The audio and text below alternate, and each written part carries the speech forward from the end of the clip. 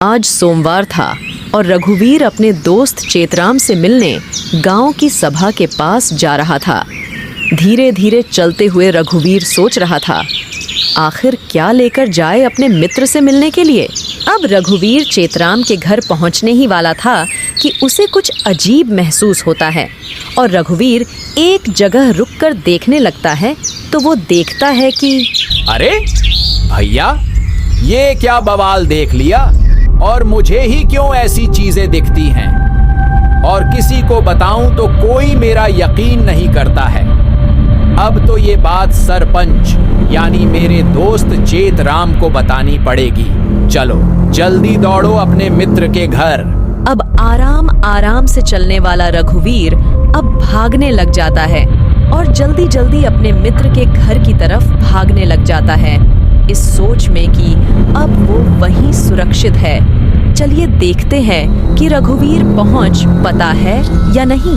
जल्दी में भागता हुआ रघुवीर लाल चेतराम के घर पहुंच जाता है और जैसे ही वो वहां का दृश्य देखता है तो बहुत डर जाता है, क्योंकि जहां वो खड़ा था वहां चेतराम और उसकी पत्नी की अरे भैया चेतराम, ई का हुई गवाह, और हम सोचे थे आज तुम्हारा हाल चाल पूछते चले।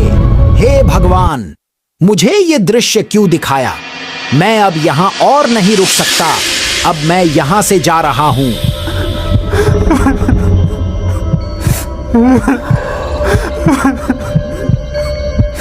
अब रघुवीर थोड़ी देर बाहर खड़े होकर रोता है और अपने घर की तरफ चलने लग जाता है। रघुवीर बहुत ही उदास था अपने दोस्त की मौत से। मैं जब चेतराम के घर जा रहा था तब मुझे वो अजीब सा क्या दिखा था, और मुझे अच्छे से ध्यान है कि वो जंगल की तरफ जा रहा था। जरूर ये सब उसी का किया धरा है। मैं उसे छोड़ूंगा नहीं, चाहे कुछ भी हो जाए। वो जो भी था मैंने उसे जंगल में जाते देखा था। अब पता करने का एक ही तरीका है। मैं भी जंगल में जाऊंगा और देखूंगा आखिर ये मांजरा क्या है। फिर क्या था, शाम होते ही रघुवीर जंगल की तरफ चला जाता है और अपने साथ एक हथियार लेके जाता है अपनी सुरक्षा के लिए। अब आगे रघुवीर बहुत गहरे यानी जंगल के बहुत अंदर पहुंच चुका था, इसलिए अब उसे अपनी जान का भी डर लगने लगा। लेकिन उसे अपने दोस्त का बदला लेना था, इसलिए वो बहुत दूर तक गया और उसे आखिरकार वो जगह मिल ही गई जिसे वो ढूंढ रहा था। लेकिन वो अंदर जाने की हिम्मत नहीं जुटा पा रहा था, क्योंकि वहां का दृश्य ही कुछ ऐसा था कि वह पहाड़ी के पीछे से सब देखता रहा। अब हम क्या कर सकता हूँ, हमारा एक ही मित्र था, अब वो भी नहीं है। अगर वो होता तो शायद वो भी इसमें हमारा साथ देता। अब तो हम ही अकेला हूँ। हे भगवान, हमारी सहायता करो। इतना कहते ही सभी भूत जैसे दिखने वाले ये लोग अपनी अपनी जगह रुक जाते हैं और अब एक लाइन में अंदर की तरफ जाने लग जाते हैं।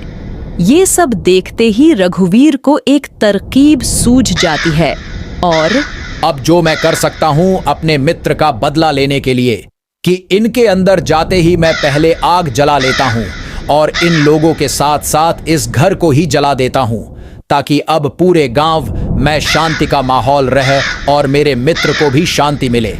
मैं देखूंगा कि अंदर क्या चल रहा है और बाहर के दरवाजे पर कुछ रख दूंगा ताकि ये सब मर जाए।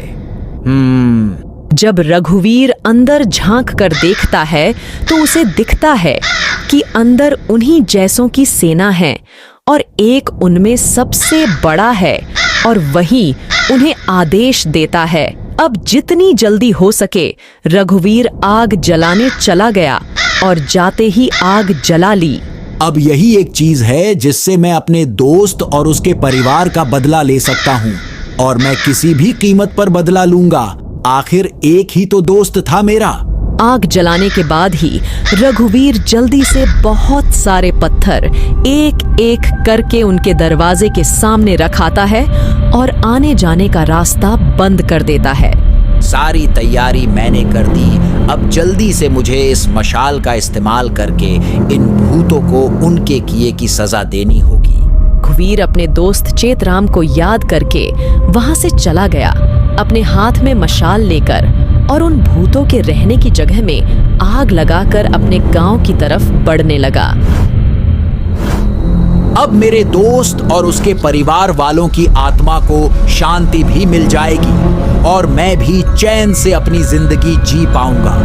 बस जल्दी से घर पहुंच जाऊं। चलो अब जल्दी जल्दी। अगली ही सुबह गांव वाले को रघुवीर की लाश मिल जाती है और सब गांव वाले और ज्यादा डर जाते हैं और पूरे गांव में दोनों मित्र और उनके परिवारों की हत्या की बातचीत हो रही होती है। और बाकी का आपको मैं समझाती हूँ। हेलो दोस्तों, दरअसल इस कहानी के 2 भाग यानी 2 पार्ट हैं और आपने अभी जो देखा वो पहला पार्ट है और आगे जो आएगा वो दूसरा। इसीलिए हमारे साथ इस सफर में बने रहिए और इस वीडियो को लाइक करके कमेंट "मैं जय श्री राम" लिख दे। आप सभी का धन्यवाद।